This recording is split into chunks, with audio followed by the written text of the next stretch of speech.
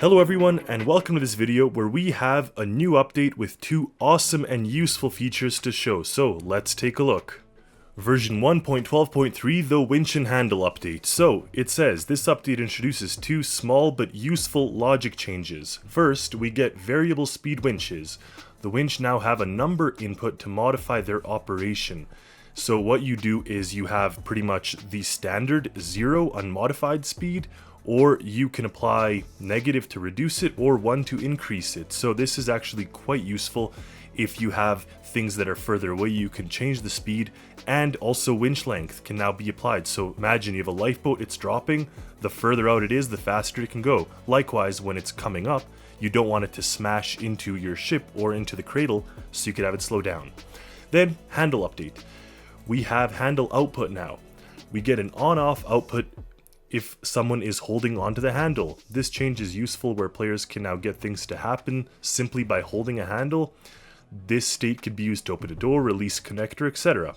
They then finish off the notes by saying that they've read people's comments on this announcement from last week, which was pretty much to ask for advice and thoughts on how often they do announcements, what sort of things to write in them, and they say that they got good input, well thought out, and professional experience. So it's awesome to see them engaging the community and reading this type of thing.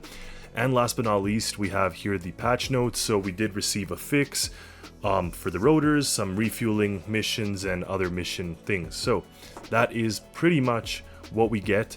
While it is small, this update, I just love seeing stuff like this. I love seeing them take the existing base game and making changes that can be very useful. Now here we are in the workshop and we have the new items. So before we get started, actually, I want to show you something here.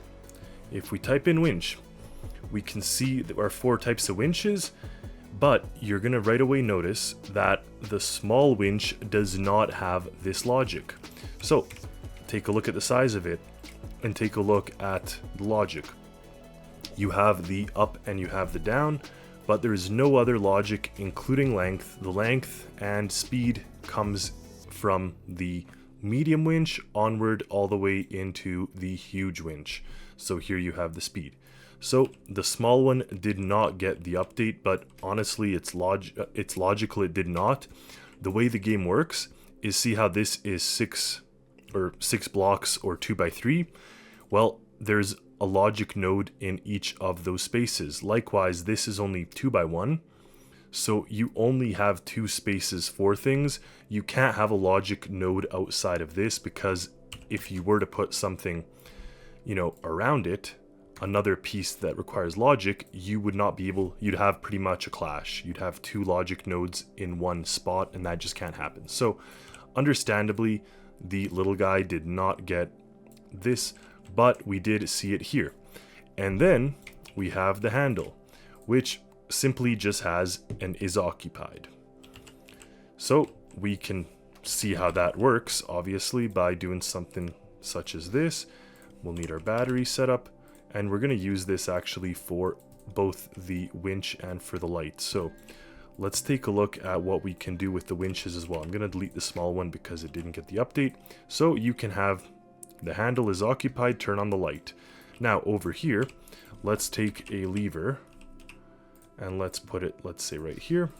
Let's attach the battery to that and then attach the lever into the speed factor. So that way, if we have a minimum of -1, maximum of 1, starting at 0, sure. So that is the base speed, which is already here. That's fine. I attached a rope over to a quad that I placed over there, and I added a toggle button to control the up on the winch. So I'm not even going to touch the down. I'm just going to purely go up, and we'll see what happens. So as we press this button, it's going to start reeling it in at the speed that was set. So note that the speed here says 0, but that's a factor applied over the base speed. Keep in mind. So if we press this, you can see the distance is decreasing, right? We're pulling it closer. Okay. Now if we put this to -1, you can see that I didn't even press the button, and yet there it is moving. So you can actually now use either the button or this. You see now the distance is going away, and the faster you turn it, the faster it goes away. And likewise this pulls it in. So now you, in essence, end up with two sets of logic that you could use. So either being the toggle button on off, let's call it, on off for both up and down. You could boolean the up or the down, or you could use the speed to control the winch. So that is super, super awesome, especially paired with the length of the rope. Like I said, you can open a bunch of doors for a bunch of different things. I just remember my ROV crashing into the bottom of my ship because I couldn't slow it down the closer it gets to the ship. Well, now you can. Like, look at this. I just set this to negative 0.16, and look how slow that rope is going. There is no way that it could damage your ship going at that speed. Now, obviously, you could speed it right up. Now, I did even set the winch to have a starting speed of 0.1, so it's even slow as it is. But there you have it. The bigger difference that'll make here. Take a look at that. Even set to 0.1, it's going in at a relatively fast speed compared to the other one. Now, if I turn this up, you get that. So, awesome. That is super, super useful and cool for a lot of different reasons. And over here, our handle, if we grab it, it makes the button. It makes the connection. So actually, what's really neat about this is that it now gives us pretty much a non-electrical way of turning things on or off. Some of you may note inside the instrument panel, even when it's not plugged in to the electricity, if you have a flip switch, it'll work regardless of that. So if you have 4 flip switches and obviously the microcontroller that will read the composite, you can turn that light on without electricity. Obviously the light needs electricity, but this doesn't. And what is actually awesome about this, I really, really think this is awesome, is you could use a series of these to control things. So for example, with this configuration, and just make it look a little nicer. With this configuration, you could actually now aim, let's say, a weapon. So you could put a pivot in the form of any one of these, as long as it has the rotational speed, and then you can set the rotational speed to be interacted by different handles. So I'm going to go ahead and put a power pivot here, it's fine, and then let's put another pivot in the other direction, just like this.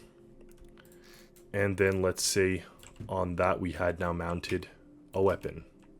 Obviously with that, doesn't have to even be a weapon, it can be all kinds of other stuff, but you now are left with this logic input. So you have the rotation target.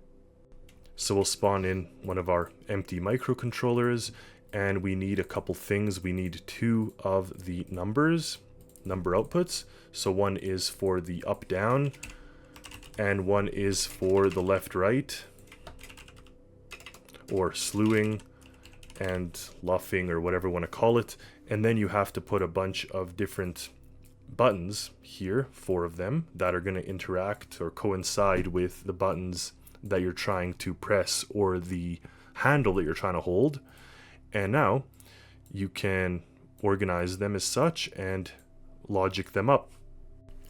So I labeled them right, left, down, up, rotate, up, down, and then in here we obviously have to place left, right together, up, down together, and pretty much based on that we're just going to have a bunch of numerical switch boxes that are going to operate this thing.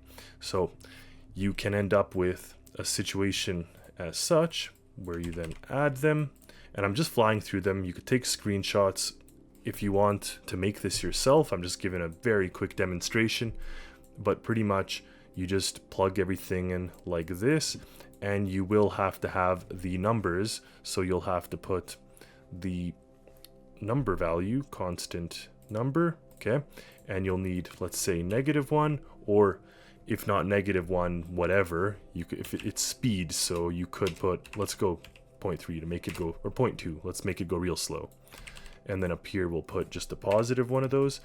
and then you'll have to plug this in. So when it's on, it does a certain one, and when it's on, it does a certain one. Now, I didn't check left, right, up, down. I just basically, the buttons may not correctly work, but that's okay. One can make them work with a bit of playing. But anyways, let's have it here. So up, down, left, right, and make sure everything's plugged into the battery, which is only these pivots, not now this. And if we take a look here, so let's say, all right, now clearly it's not going in the right direction at all. These ones should be up, down, and these ones should be left and right, but you could see that it is giving motion by just holding the lever, which is super nice. Now, because these pivots are the version that uses the rotation target, obviously the second you let go, they'll move. So what I recommend instead of these is to use any of the velocity pivots, because they just have rotational speed, and once you let go, it'll stop. Alternatively, inside your microcontroller, you could mod it out with a counter and kind of go up, down based on that. In fact, that counter is probably an easier tactic than even what I'm trying to accomplish here. I love it when there's different solutions for different things. So in this case, you don't even need a constant number. You literally just need the up and down counter, and I just set it to a small increment. We'll have a clamp enabled, and it's minimum maximum, and now you can just go up and down, and we'll again just see where things move. It doesn't really matter. I just want to see that the buttons do something. So in this case, grab the handle. All right, let go. So then you could move it down. So it's clearly moving way too fast. So either you can adjust the speed of this thing, which sure, we could do that, or you could actually adjust the speed of this, add an extra 0 in one of these, and spawn it up. So now, look at that. So imagine this was a weapon. You could now aim it as such. Now it is a little slower, but it is definitely manual aim rather than using kind of left, right, up, down, whatnot. Now one thing that's interesting is you could do two at the same time. You could hold E and Q at the same time like I just did, or this and this, and then it kind of moves sequentially. So this is definitely a really interesting idea that opens up a whole new set of creations that one can use and do. I think that these types of updates are instrumental to the game, because now a whole new feature and a whole new playstyle was added where previously it wasn't possible.